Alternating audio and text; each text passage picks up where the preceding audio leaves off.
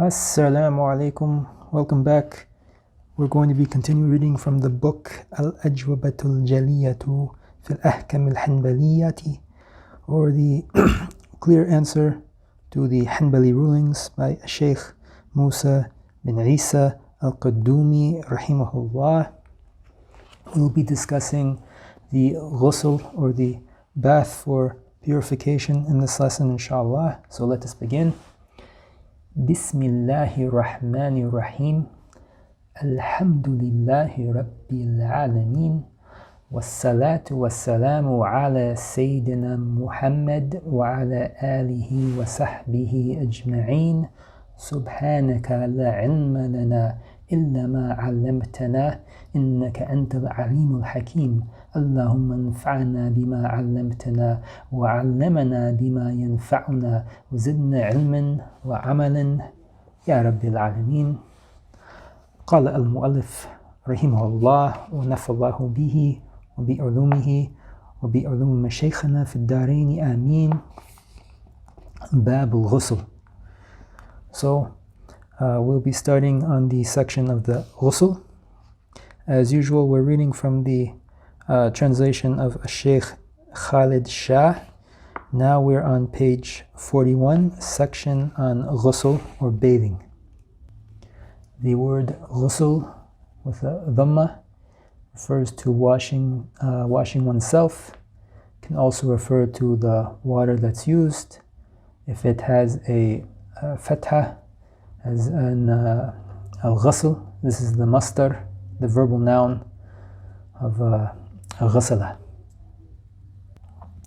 And al-Buhuti, he defines this as the Shar'i definition as استعمال ماء طهور مباح في جميع بدنه على وجه مخصوص. So using permissible purifying water on the entire body according to a specific way. So in this lesson, inshallah, we're going to try to cover the things that necessitate the ghusl, as well as the shurut, or the prerequisites for the ghusl. So the author, rahimahullah, goes on to say, how many things necessitate the ghusl, and what are they? The answer, 7 things necessitate the ghusl, and they are, okay, the first one, A, and that just reminds me, I should have mentioned this in the very beginning, but of course we will be discussing some things in this lesson that may not be suitable for younger audiences. So as usual, these topics will be discussed in a dignified manner, but this is an advisory for parents to consider if they want children also to listen. So let's continue. A, the first one is semen moving from its point of origin, and then the author has put in parentheses whether it flows out of the urethra or not. Now, before we get to the author's comment in the parentheses, if we look at the sharh of Dalil al-Talib, which is Nail al-Marib, the author does specify there that this refers to both the male and female ejaculation.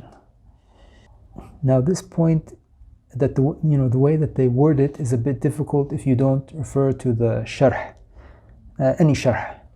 And I'm not sure I like the way that the translator, Sheikh Khalid Shah, has tried to explain it here, whether it flows out of the urethra or not. It's a little bit confusing because if we go to the next point, we are going to talk about when it flows out, and then there's a question of if it comes out with desire or without desire, and then it becomes confusing. So it's not about whether, for number one, the first one that we're talking about, it's not whether it comes out or not. It's about whether it is held back. So like here I'm reading from Nail al-Marib, it says فَحَبَسَهُ فَلَمْ يَخْرُجْ وَجِبَ الْغَسْلِ. So if he holds it and it doesn't come out, then one has to do al-ghusl. So we're talking about a situation that has these two conditions. You've held it and it hasn't come out. So we're not talking about any feeling of desire here, as we said, that someone has held it and it doesn't come out, then one has to do the ghusl. And actually, just for clarification, what I read before, that's actually not from the sharh of Dalil al-Talib, that's from the text itself. And also from the text itself, Shaykh Mara al-Karmi, he specifies that if one does make the ghusl, because of this situation where one feels that ejaculation but holds it back and nothing comes out, then he makes the ghusl, and then it comes out without any desire. He does not have to repeat the ghusl. Okay? So in the case, as we said, it comes out in the situation but without desire, you do not have to repeat the ghusl. If it comes out with desire, then that will be addressed in the next point. And it's also good to mention here that this is referring to a previous point that we mentioned before, of this kind of usuli point. I think we had mentioned the issue of a reasonable certainty. Maybe we use the example of, for example, when you're making al-wudu, if you just, for example, if you have a ring and you're making the wudu and you kind of move the ring around, that is a reasonable presumption that water has reached all of the skin underneath the ring. So likewise, if you just have this reasonable assumption that something has happened, that is sufficient for determining that it has happened or hasn't happened. So now the author goes on. This is B, the second of the 7. Semen exiting from the penis with desire. If it exits without desire, it does not necessitate ghusl or bathing. And you see, this is why I didn't like the comment in point A, because as I said, it's not about whether it flows out or not. I mean, the minute it flows out, you're now looking at situation B, the second one. And as we said here, it's conditioned that there is that feeling of desire or pleasure, I think might be a better word than how he's using here desire, but there should be that feeling of pleasure. So if there's not, then one does not need to make the ghusl. And that's why we mentioned in the case of the first one, if one held that back, and then later it came out, but without the desire, you don't need to do the ghusl. Likewise, in other scenarios, they mention like the one who's sleeping, but that should be the one who's sleeping and they didn't feel anything, just they wake up and discover something happened. Likewise, the one who's in a coma. So for these people who don't have any sensation of it, they need not do the ghusl. But in case you do have the sensation, like someone who's sleeping may or may not have that sensation, and Allah knows best about the person in the coma. So just to reiterate, semen exiting with desire necessitates al-ghusl. And then the author goes on to the third one, C, penetration of the full penis or part of the head without a barrier, whether it be vaginal or anal, whether it be with a dead human or animal. Parentheses, this can occur for someone under duress. And there's something that's missed in the translation here, but at the end it just say, or a bird after animal. The translation is not exactly correct here. The literal translation might actually be a little bit better than penetration, because that carries a specific meaning. So the disappearance of the head of the penis, or what would be comparable to it if it is cut. So if it was cut, or maybe someone had some type of a deformity, one would consider the part that would normally be the size of the head of the penis to determine the minimum amount that it would have to disappear into the farj. So there's a lot more that can be said here, but just in summary, we're talking about, as we said, the head of the penis, or what's comparable to it, disappearing, and this can refer to a vaginal or anal intercourse, including with a dead person or an animal or bird, as bestiality. The act is not, we're not suggesting that the act is permissible, but in case someone does it, which is something that would be haram to do, it would necessitate the ghusl. And al-Buhuti mentions in Sharh al-Muntaha a good point, that even if someone dies shahidan, as a martyr, normally the martyr would not be washed, but if he was in this state, which is basically a state of janaba, of sexual impurity, or what is similar to it, it would necessitate the ghusl for even the shaheed. I am not sure what the author meant by this can occur for someone under duress. This is not in the Arabic text. Maybe he means that consent is not required. So in some of the fiqh books, they mention the scenario of even having some type of intercourse with a sleeping person. Maybe this is what he's alluding to, but if that were to happen, that would also necessitate the ghusl. And the author continues to the fourth one, D, when a disbeliever becomes a Muslim, even if he was murtad, or someone who left al-Islam, na'udu billahi min dhalika. And there are a few things mentioned in Nail al-Marib that are beneficial here. So this ghusl for the one becoming Muslim,